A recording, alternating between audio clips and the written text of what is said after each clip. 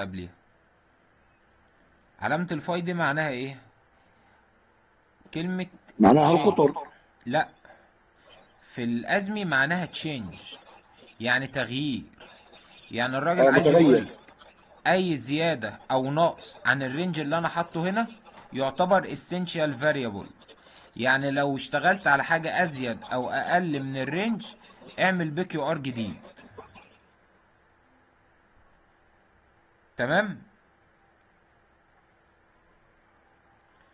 نخش بقى على الفقرة اللي الكود بيتكلم عليها دي، 403.8 اهي، 403.8. الفقرة دي بتقول ايه؟ A change in base metal thickness beyond the range qualified in. هعمل نفسي مش شايف اي حاجة زرقاء. except as otherwise permitted by. وفي كمان حاجة زرقاء. طب انا اعمل ايه؟ اقرا تاني. A change in base metal thickness beyond the range qualified in QW 451. عايز ادخل على QW 451 معايا. نعم أستاذ. ندخل على QW 451. انا فاتح طبعا 3 نسخ عشان تساعدني وانا شغال. ادي اهوت QW 451. بيقول ايه بقى QW 451 ده؟ تعالوا مع بعض. هنبدأ من على الشمال هنا. قال لك thickness T كابيتال T of test أستاذ العفو، كوب. بس لو الشير ويا الشاشة. ايه؟ الشاشة مال شاشة العرض ما قاعد تفرع. في الشاشة مش ظاهرة؟ لا أستاذ. هي كده ظهر. لا ظهر. ظاهرة كده المفروض،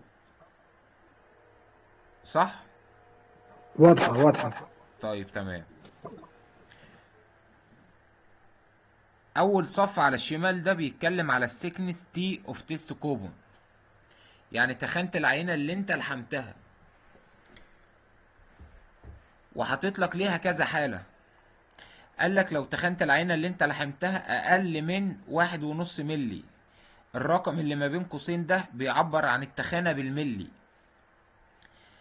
او كانت التخانة اللي انت لحمتها دي من 1.5 ل10 ملي، او كانت التخانة اللي انت لحمتها ديت اكبر من 10 ملي بس اقل من 19، او لو التخانة دي من 19 ل 38،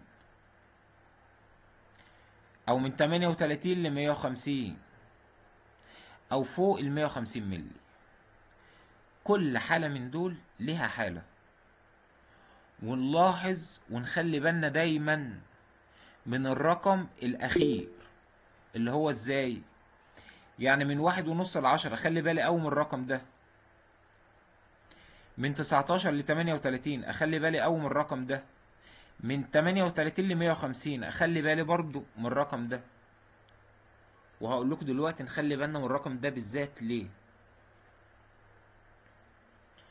يبقى كده تاني، اول صف على الشمال ده بيعبر عن التخانة بتاعة الماتيريال اللي انا بالفعل لحمتها. فلو انا كان عندي عينة 12 بوصة 12 ملي،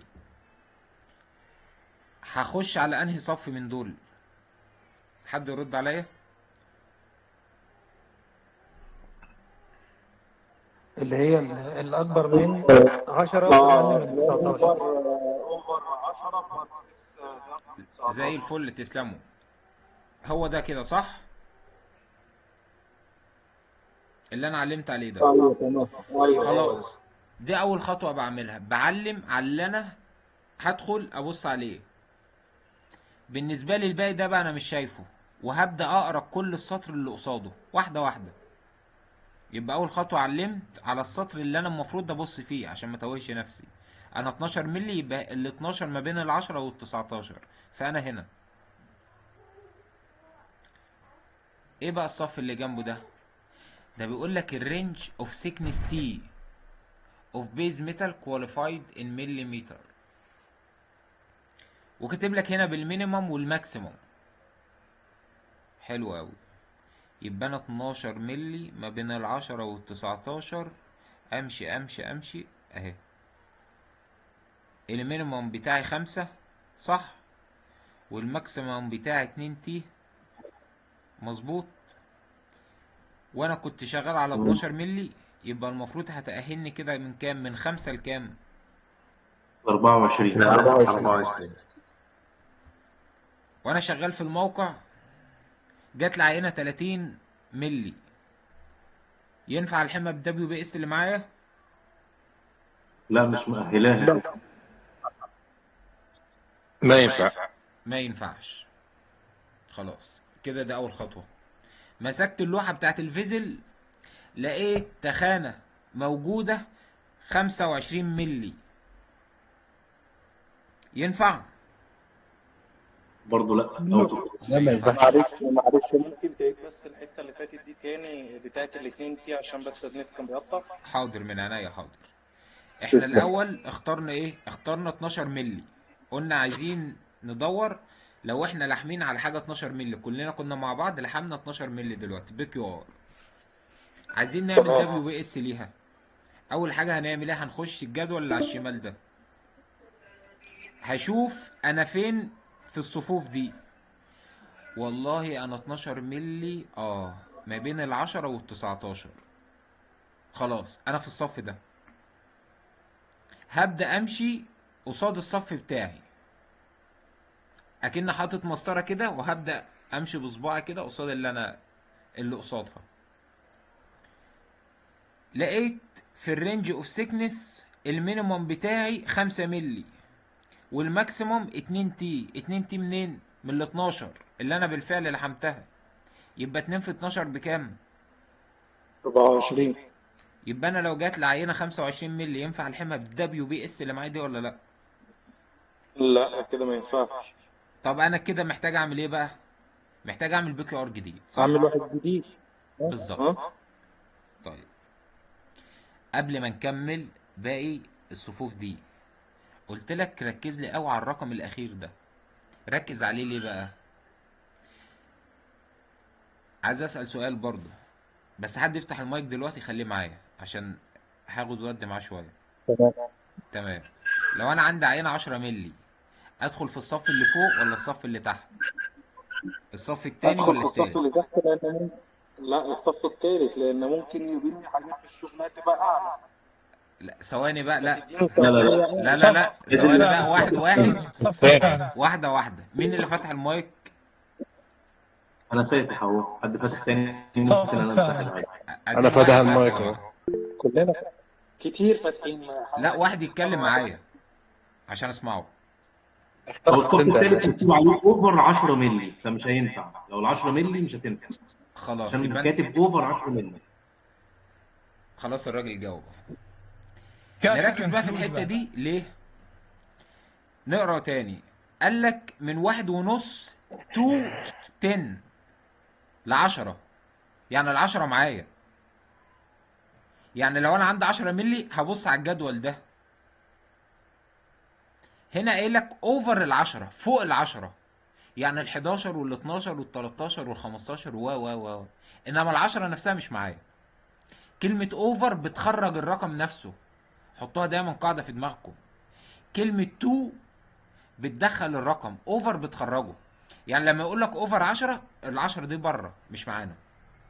فلما تجي لي انا 10 ملي ما ينفعش اأهل بالبروسيجر دي.